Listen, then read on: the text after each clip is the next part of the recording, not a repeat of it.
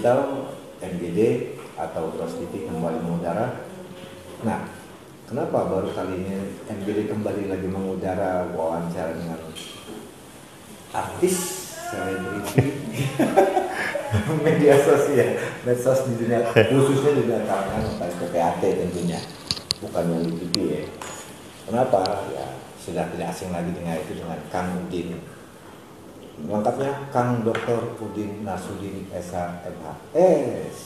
Selamat menyaksikan Bang Moko. Salam Bang Moko. Halo. Menjadi Jat Moko. Nah, kita kenapa aku berhadapan dengan Bang Udin Nasruddin? Ini sedikit ingin mengupas dari sisi akademisi Bang ya, mengenai baik ALB, apa sih, UKM, magang bersama. Itu runtutan atau perjalanan panjang, kalau menurut ALB, perjalanan panjang menuju menjadi notaris atau PPAT. Sedikit Bang, kalau dari kacamata Bang Udin, dari sisi akademisi, profesi apa, jabatan untuk mencapai sesuatu baik pengacara, notaris, itu seperti apa sih gambarannya Bang? Ya memang saya langsung jawab ya Pak Mahfud.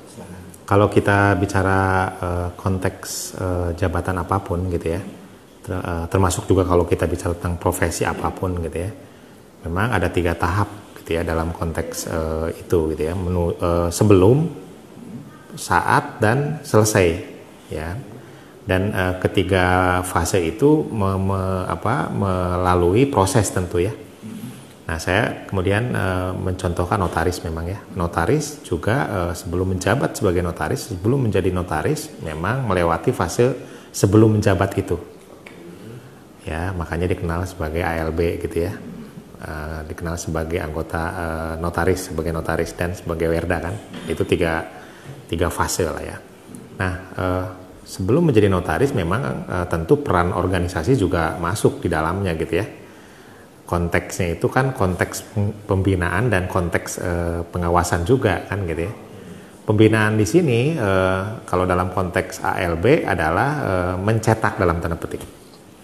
Ya, mencetak itu dimulai dengan layakkah orang tersebut menjadi anggota notaris atau menjadi seorang notaris sebelum nanti kemudian menjadi notaris kan dibuat ini dulu. Kenapa itu menjadi sangat penting? Karena kita tahu dalam konteks menjadi notaris itu merupakan jabatan kepercayaan kan? Ya, seseorang yang kemudian menjadi notaris harus paham bahwa konteks moral yang menjadi sangat penting. Di samping tentu konteks keahlian gitu ya.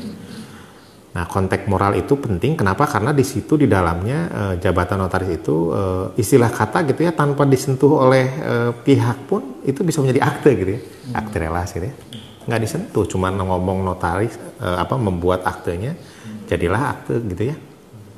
Tanpa orang tersebut bisa melakukan atau bisa tanpa orang tersebut tanda tangan. Oke. Sebelum jauh. Ya. Sebelum jauh, tadi kan Abang dijelaskan tentang ALB adalah sebuah pintu awal. Tapi kan tadi Bang untuk mencetak, bukannya itu di akademisi? Oke, nah itu sisi lain yang berbeda ya. Memang undang-undang jabatan notaris kan mempedomani ketentuan berkaitan dengan bahwa calon notaris itu harus melewati fase menyelesaikan magister kenotariatan gitu ya. Setelah itu baru magang dan seterusnya sampai kemudian ujian kode etik kan gitu ya. Ujian kode etik baru kemudian menjadi notaris ya.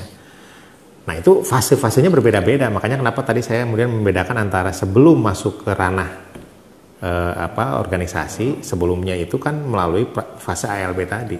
ALB ya berarti kan harus melewati MKN dulu pasti itu ya. Nah, kondisi di MKN ini dari kacamata kamu tuh ya semua orang kan banyak ngomong kan, dari yang notaris senior, dari yang pengurus gitu ya, banyak yang mengatakan lah lulusan sekarang itu nggak qualified gitu ya. Kenapa disebut nggak banyak? Saya sih mendengar dari beberapa orang gitu ya, tanpa kemudian dilihat akar masalahnya itu di mana sih. Dulu pada saat saya kuliah spesialis notariat di UI gitu ya, itu kan memang melulu bicara tentang buat akte gitu kan. Nah sekarang ini memang sudah berkurang gitu ya. Jadi dan siapa yang kemudian harus dipersalahkan? Ya tidak ada yang dipersalahkan. Sistem kok sudah mengatur sedemikian, gitu kan? Kalau dulu misalkan kita kuliahnya itu teknik pembuatan akte itu ada berapa jenis gitu ya.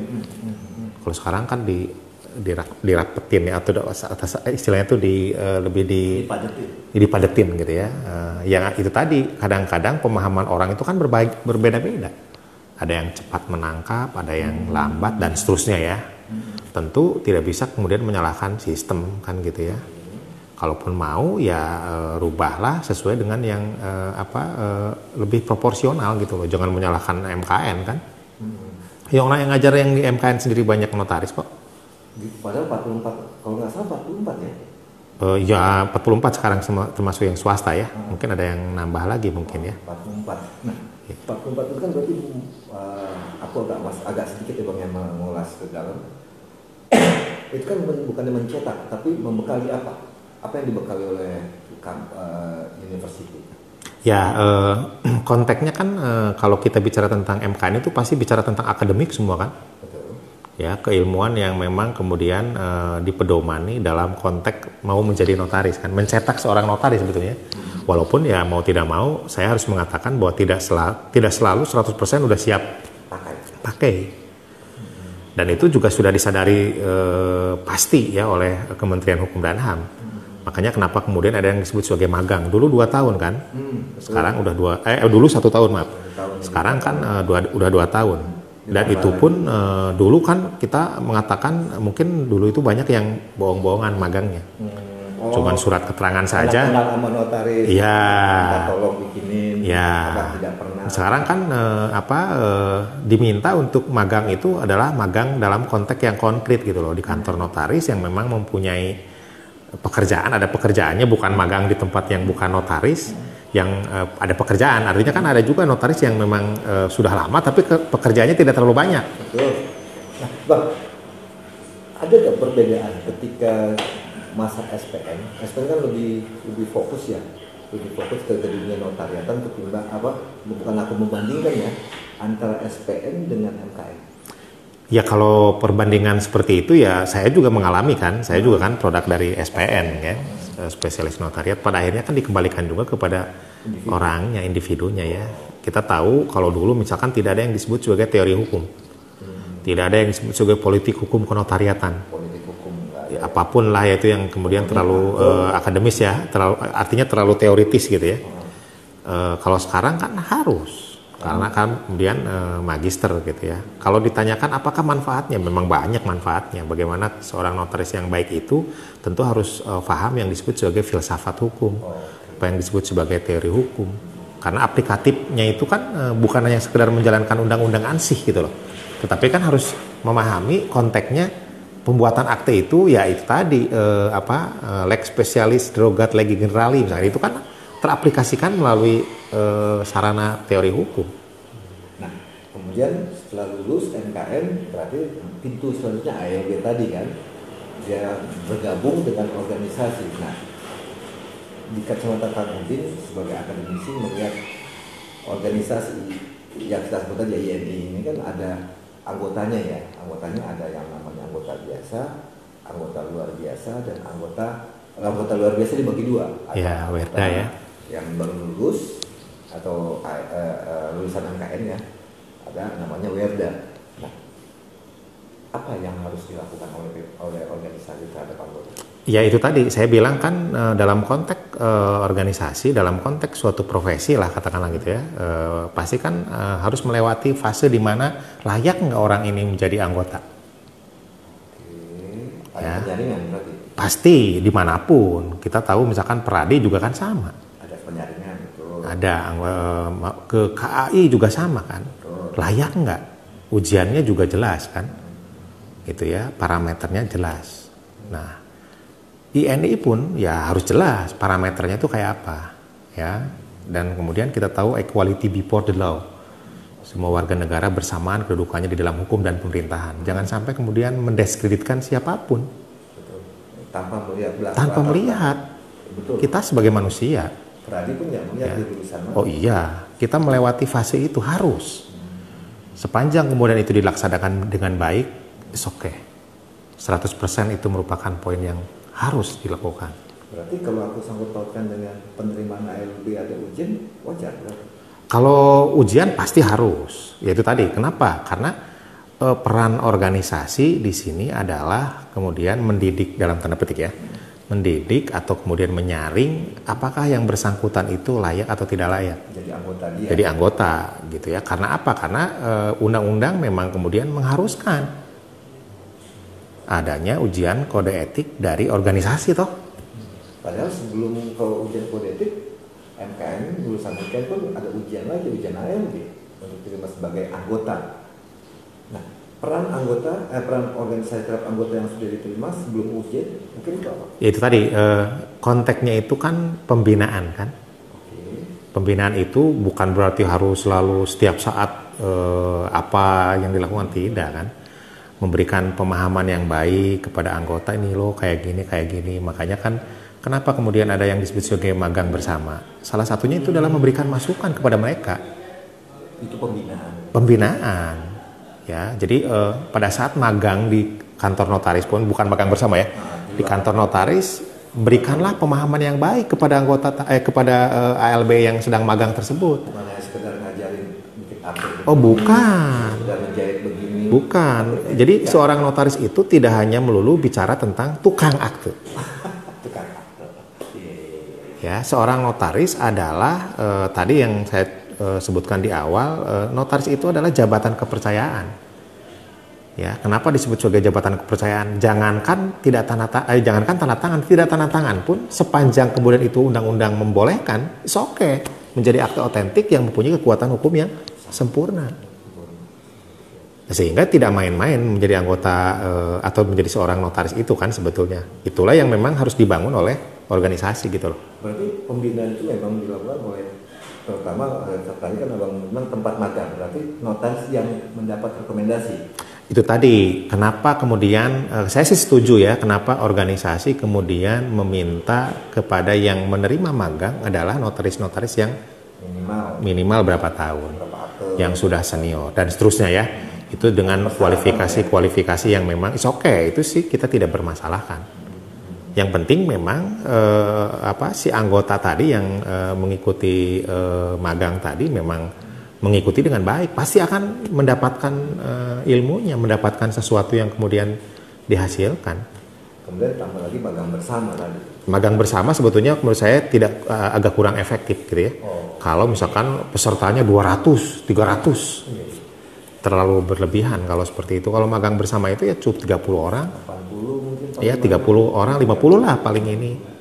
Berarti gitu ya. kelas-kelas kecil lah ya. Betul, dan pilihlah yang memang menjadi pemateri adalah yang memang mempunyai kualifikasi terkait dengan itu, termasuk juga tentu sisi kode etiknya juga ditanamkan di situ. Gitu. Nah, berarti di magang dan magang bersama ini mempersiapkan lulusan ALB, persis, iya, untuk mengikuti UKN. persis. Nah, kita masuk di UKN. Kalau dari kacamata Kang Udin kan tadi UKN itu saringan. Siapapun, profesi apapun, organisasi apapun, jabatan apapun ada saringan.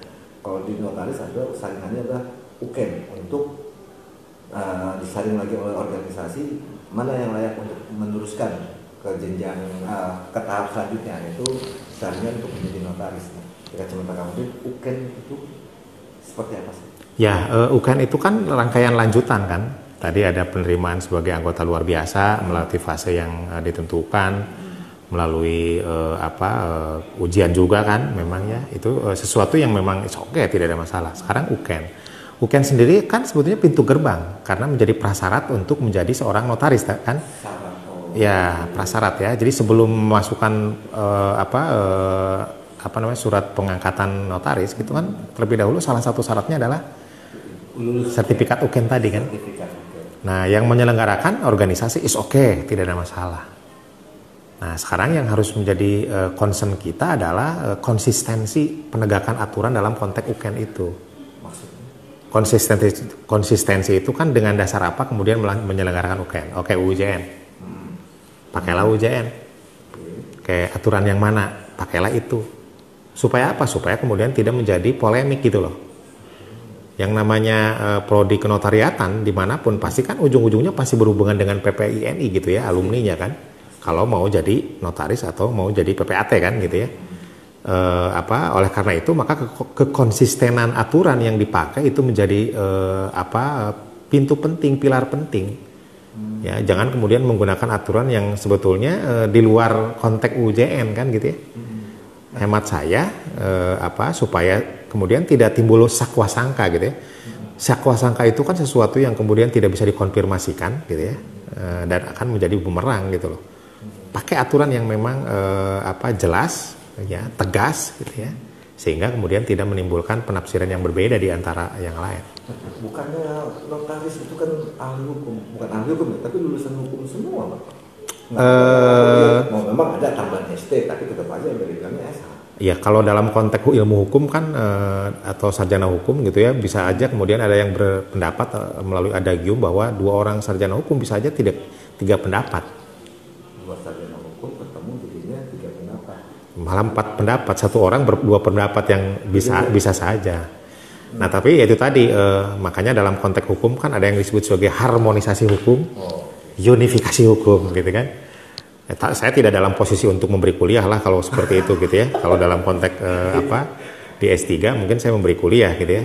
Tapi kan tentu harus paham yang disebut sebagai harmonisasi hukum, unifikasi hukum, koherensi dan seterusnya itu kan harusnya dipelajari dengan bijak gitu loh. Ada yang menarik Bang, kalau boleh dijawab oleh Dani, karena jujur majalah MGD atau Bros TV kan melihat secara langsung. Ada sebuah peristiwa di UKN. Aku langsung ke bicara UKN sih ya, karena bicara UKN dari kacamata Kamudin. Aku nggak melihat alma mater siapapun ya, terlepas dari alma mater manapun.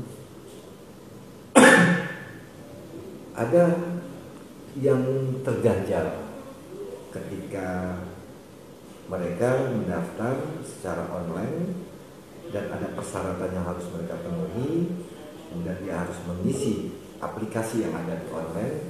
Ternyata saat itu lolos,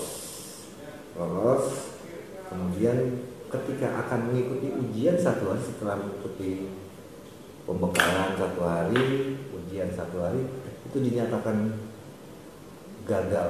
Itu dari kacamata kamu itu gimana? Ya itu sebetulnya sesuatu yang perlu disesalkan gitu ya. Kenapa kita sebut atau saya sebut disesalkan gitu ya? Sebetulnya kan caranya itu tinggal cara yang kasar atau cara yang soft gitu ya, yang kemudian menurut versi saya disebut sebagai beradab gitu loh. Kalau misalkan memang sudah dinyatakan dia adalah sebagai peserta, ya seharusnya kan harus ikut terus dong. Jangan udah setengahnya tapi kemudian di-cut. Sama aja kalau ikut kongres gitu ya. Iya. Akan jadi peserta kongres tiba-tiba nggak punya hak suara. Iya, itu kan analoginya mungkin agak kurang inilah ya. Kalau saya sih memandang dari sudut attitude gitu ya. Namanya juga ujian kode etik. Berarti kan segala sesuatu harus menggunakan etika yang baik gitu ya. Karena tadi saya bilang notaris itu kan pilihan katanya yang paling penting adalah moral. Moral itu kan bukan hanya moral kepada diri sendiri doang, kepada klien doang, kepada ALB juga kan harus bermoral dong. Coba kalau dari awal, makanya tadi saya sebut sebagai konsistensi. Coba dari awal konsisten, ya sudah tidak bisa diterima, ya sudah tidak akan ada masalah toh, tidak akan ada gejolak. Ketika didaftar, dikeblok. Iya, kan kalau bicara tentang sistem kan sekarang bisa.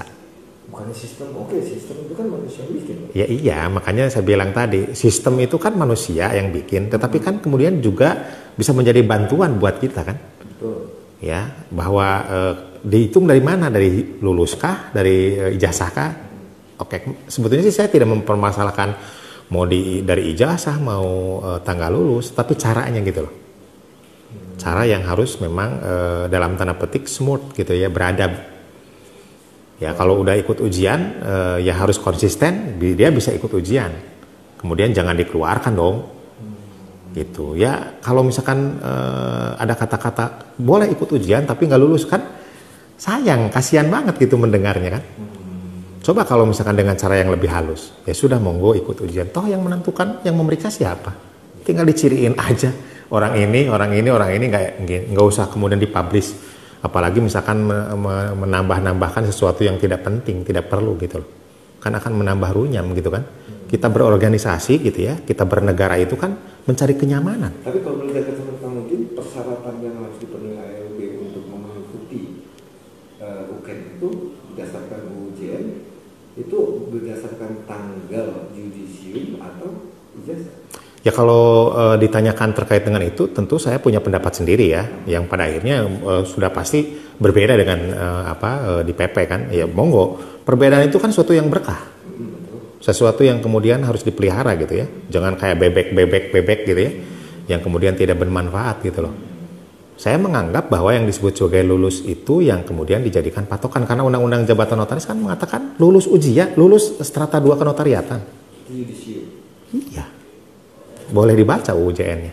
Bukan gitu, berarti pasal 6. kalau ijazah itu kan tergantung dari kampus ya, universitas kapan. Oh iya, karena kan kalau misalkan kita pedomani katakanlah ijazah itu dikeluarkan seperti apa sih? Kampus itu berbeda. Masing-masing punya aturan. Iya. Walaupun tentu patokannya tetap ke Permen Ristek Dikti, Peraturan Menteri Ristek dan Dikti nomor 59 tahun 2018 pasal 5. Di situ disebutkan tanggal kelulusan dan tanggal ijazah itu bisa berbeda. Boleh, bisa berbeda. Oh iya. Tapi jarang ya yang sama. Ya itu sih saya tidak dalam ranah untuk kemudian membandingkan dengan yang lain ya, apalagi misalkan mendiskreditkan yang lain ya. Di tempat saya memang berbeda antara tanggal lulus dengan tanggal ijazah. Oke, itu tidak harus menjadi sesuatu permasalahan. Yang penting disampaikan dengan smooth, dengan bijaksana, pasti akan diterima. Tapi kalau menurut Kang Udin, yang lebih berlaku yudisium atau ijazah? Ya kalau terkait dengan itu kan harus membaca dari sudut undang-undang dong. Oh, ada cantelannya. Iya, kalau apapun kan kalau logikanya begini, notaris itu adalah jabatan yang diberikan dalam tanda petik ya, dalam konteks kewenangan itu disebut sebagai atribusi. Jadi dasar oleh undang-undang. Jadi apapun yang dilakukan oleh notaris kan harus berdasar dong. Cantelan yang dasar hukumnya. Oh iya.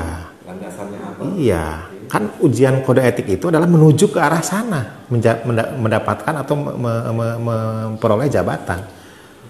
Ya, makanya kenapa kemudian konteks kewenangan itu menjadi sangat penting untuk kemudian diteladani, karena memang dari sudut undang-undang jabatan notaris saja sudah jelas. Kita diberikan jabatan ini dalam tanda petik ya, bukan dalam konteks yang didasarkan oleh kewenangan atribusi. Undang-undang yang kemudian mengatur seperti itu. Jadi tentu selayaknya untuk kemudian kita pedomani undang-undang. Menyandarkan pada yang sudah ada. Oh iya, saya sih tidak bermaksud untuk kemudian membuat kubu, tidak sama sekali ya. Pendapat saya seperti itu ya. Kalaupun misalkan kemudian berbeda dengan PP, ya monggo kita ikuti PP. Tapi buatlah yang konsisten, sehingga tidak mengakibatkan orang lain resah gitu loh. Negara ini kan dibangun bukan dalam konteks ketidaknyamanan, pengen dibangun dalam kenyamanan. Iya, diaturlah dalam bentuk, kenapa disebut sebagai negara hukum. Negara hukum itu kan harus dipedomani oleh semua orang dalam konteks di Indonesia itu ya negara yang didasarkan aturan hukum. Oke. Setelah lulus UKEN, kan harus ada satu tahap lagi, yaitu tahap dulu ya, sebelum di MK kan ada ujian pengangkatan notaris, kan judicial review akibatnya dirubah menjadi peningkatan kualitas. Itu pintu yang kedua, saringan yang kedua. Kalau menurut dari kami gimana nih, setelah lulus UKEN ada tahapan selanjutnya dalam artian membentuk karakter moral etika notaris. Ya sebetulnya kan konteks kode etik itu ya ada pintunya itu ujian kode etik kan. Kalau di ujian pengangkatan notaris waktu itu kan, kalau sekarang kan peningkatan kualitas sesuai dengan Permen tahun 2019 ya. Itu kan sebetulnya hal yang memang harus dilakukan oleh pemerintah. Iya. Ya, supaya apa? Supaya kemudian dia menilai, pemerintah sebelum mengeluarkan SK menilai layak nggak orang ini. Ada ujian lagi. Oh iya, yang tadi saya bilang sebetulnya bukan ujian sih ya, peningkatan kualitas itu kan sebetulnya memberikan pemahaman. Oh ini loh, kamu jadi notaris itu kayak gini dengan kewajiban. Kalau yang ikut 1.000 kan bisa 1.000 ya Pak. Nah itu kan harusnya itu bukan hal yang hanya sekedar seremonial. saya sih memang agak kurang nyaman juga sih ya dengan kondisi seperti itu gitu ya. Ujian PPAT juga sama kan? Iya. Kesannya itu kan seremonial kan? Iya, ikut seribunya lulus kan dia. Iya. Iya, itu tadi. Memang tadi kayak kamu bilang sebuah penilaian atau sebuah saringan lagi untuk layak tidak mendapatkan SK notaris atau SK PPAT, kan situ kan harus tidak mungkin taruh 200 orang yang ikut, nggak mungkin 200-200-nya diluluskan karena sesuai kebutuhan. Nah, untuk menjaring itu seperti apa langkah baiknya kalau dari kacamata akademis? Ya sebetulnya kan tadi saya bilang ujian kode etik juga kan jangan kemudian menganggap ujian kode etik itu harus lulus semua kan. Ya, makanya kenapa ada ujian tertulis gitu ya. Ujian tertulis itu kan berapa persen? 60% kalau nggak salah ya nilainya, bobotnya. Ujian lisannya 40%. Ya pilihlah orang-orang yang menguji itu orang-orang yang kompeten untuk kemudian menguji. Ya, jangan yang senior juga jangan tidak peduli gitu loh. Mentang-mentang senior nggak peduli, biarin aja. Nah, kalau di pemerintah sendiri untuk menyaringnya? Ya, yang tadi di peningkatan kualitas tadi kan yang memberikan 4 hari loh Bang. Ya itu tadi yang memberikannya bukan lu lagi kan, tidak ada yang kemudian yang lain. Baru jadilah seorang notaris. Iya, harusnya kan katakanlah dunia notaris itu kan pembuatan akte-aktenya itu kan sangat bervariasi kan gitu ya. Nah itu kan agak sulit juga ya kalau misalkan kita harus ideal, sesuatu yang ideal dihasilkan dari 4 hari kan. Kan tinggal penajaman aja sebetulnya. Sebetulnya dulu saya dengan ujian pengangkatan notaris malah lebih sepakat lah gitu ya. Tapi dibuat formatnya sedemikian supaya kemudian menyaring yang terakhir. UPN itu ya. Iya. Ya kalau sekarang kan sudah di judicial review ya. Ya. Ya karena memang konteks menjadi notaris saya bilang tadi berat loh jadi notaris gitu ya. Nah setelah lolos dari pengangkatan dapatlah SK itu kan kembali lagi ke organisasi loh. Ya tapi kan gini, kalau sudah menjadi notaris kan pilihannya mau jadi notaris aktif dalam tanda petik di organisasi atau tidak kan? Iya. Pada akhirnya kan kita tahu misalkan dalam beberapa kesempatan seminar-seminar kenotariatan isinya cuma segelintir orang, berapa gelintir orang gitu ya. Karena apa? Karena kalau udah jadi notaris itu anggapannya itu ya sudahlah ngapain ikutan. Tapi fungsi dari organisasi sangat penting Pak. Ya, saya juga paham, saya paham. Makanya tadi saya sebut ada sebelum masuk ke organisasi, pada saat di organisasi, dan setelah. Nah, yang di dalam itu sendiri, ya pemahaman kita kan memberikan perlindungan kepada anggota kan? Mengayomi. Coba tadi saya jadi saksi ahli di Pengadilan Tangerang, ada nggak yang mengayomi? Pengayomannya itu. Iya. Nah, berarti fungsi organisasi kan menyaring dari MKL masuk jadi ALB, disaring dengan UPN untuk ada lagi magang bersama, kemudian ada penyaringan lagi di peningkatan kualitas dan kembali ke organisasi. Nah itu untuk membuat sebuah harmonisasi itu bagaimana dari kacamata akademik? Ya saya sih memandang ya tadi yang sebelum menjadi anggota penuh ya ALB. Nah ALB itu kan sebetulnya adalah aset dalam tanda petik ya. Oke. Aset, bukan aset dalam konteks uang ya. Kalau dalam konteks uang juga saya juga dengar kan menjadi ALB berapa, kemudian ujian kode etik berapa, itu saya tidak terlalu concern ke sana lah, monggo ya. Aset itu dalam artian organisasi itu akan besar kalau misalkan didukung secara baik oleh anggota-anggota termasuk ALB. Kalau ALB ngumpat seenak dia gitu ya, bagaimana mungkin? Saya demi ini harus ikut dan seterusnya itu kan jangan sampai kayak seperti itu, harus punya kesadaran sendiri dari ALB bahwa apa yang dilakukan dalam konteks notari, dalam konteks organisasi itu adalah sesuatu yang memang bermanfaat buat dia. Persis, mempersiapkan diri dia ke belantara dunia kenotariatan. Kalau saya kan konteksnya misalkan dalam konteks keilmuan ya, di dalam beberapa kasus di dunia notaris kepepatian ya, masih banyak hal-hal yang kemudian sebetulnya udah dipahami, sudah sangat setiap hari di ini, tapi masih dilakukan sehingga menjadi masalah, menjadi problem. Nah itulah yang harus disiapkan sebetulnya gitu loh. Berarti harus dirangkul dong ya? Oh, harus. Ya itu tadi saya bilang aset. Berarti pembinaan awalnya di situ. Persis. Makanya saya bilang tadi, kenapa kemudian ujian kode etik itu sebetulnya pintu masuk Ya, tapi sebelumnya kan melalui fase-fase di mana ada magang di kantor notaris, magang bersama. Mungkin seminar dibuka khusus ALB. Ya itu tadi, bukan hanya sekedar poin. Kalau sekarang kan orang-orang berpikir poinnya berapa. Saya sedih kalau misalkan ada yang menanyakan poinnya berapa lah. Hanya ikut enggak dapat sertifikat ya. Nah itu sertifikatnya berbuah. Yang penting daftar nggak ikut sertifikat, nanti sertifikat kirimnya. Soalnya kalau notaris kalau kita bicara tentang sisi di Indonesia, teman-teman Indonesia atau masyarakat Indonesia itu kecenderungan untuk membacanya itu agak kurang. Iya, lebih senang mendengar, lebih senang ya kalaupun misalkan bacanya WA gitu. Baca WA ya.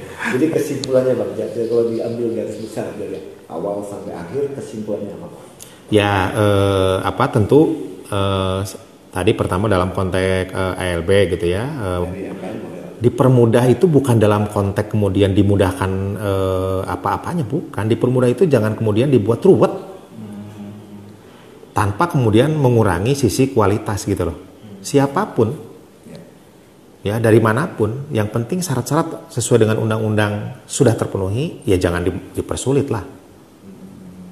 Konsisten gitu loh. Ya, jangan melihat karena hitam, karena putih, karena merah gitu ya. Warga negara Indonesia kan sudah sangat jelas. Ya, equality before the law itu merupakan hukum universal dalam konteks dimanapun gitu loh. Ada yang nanya belantara kenotariatan atau guru kenotariatan ya? Ya kalau belantara kalau dulu saya masih belantara kenotariatan ya, masih banyak ininya, airnya masih banyak mengalir. Sekarang nggak tahu apakah masih gurun atau seperti apa ya gitu loh. Lanjut kesimpulannya. Nah, tadi kan baru sampai di itu tadi di dalam konteks ALB aset ya, sehingga kemudian dipermudah itu bukan dalam konteks proses, tetapi jangan dipersulit dalam konteks yang katakanlah tidak masuk akal gitu loh. Ya, buatlah kemudian regulasi yang tujuannya semata-mata agar ada kualitas yang baik. Jangan cuma bisa menyalahkan prodi MKN gitu loh. Nah itu terus kemudian dalam konteks yang berikutnya juga kemudian yang namanya pembinaan dan pengawasan juga kan tidak berhenti setelah UKN. Setelahnya juga kan harus ya diberikan perlindungan kepada anggota gitu ya, kemudian diberikan pemahaman yang baik gitu ya. Kalau yang namanya beda pendapat di antara kalangan biasalah, tidak usah kemudian menjadi si notaris itu mah begini, jangan baper lah, biasa saja. Sesuatu yang kemudian kita rangkul, kita bersama-sama membangun gitu ya, supaya kedepannya lebih baik lagi. Apalagi misalkan tantangan sekarang ke depan itu undang-undang jaminan fidusia saja katanya peran notaris akan dihilangkan. Undang-undang PT katanya akan dihilangkan. Lah bagaimana? Urusan yang begitu aja kemudian menjadi polemik kan? Benar-benar jadi gurun kan? Bisa jadi gurun. Ya. Oke. Itu demikian bincang-bincang sore majalah Gross Digital atau EPD garis miring Gross TV dengan Kang Dr. Udin Nasruddin SHM, praktisi senior banyak nih, ya bisa dengan sendiri pendaki gunung gitu. Pendaki gunung juga statusnya kadang-kadang ada di mana kita telepon dia nggak tahu orangnya di luar. Oke, sampai jumpa lagi di liputan dan wawancara MGD Gross TV selanjutnya. Wassalamualaikum warahmatullahi wabarakatuh.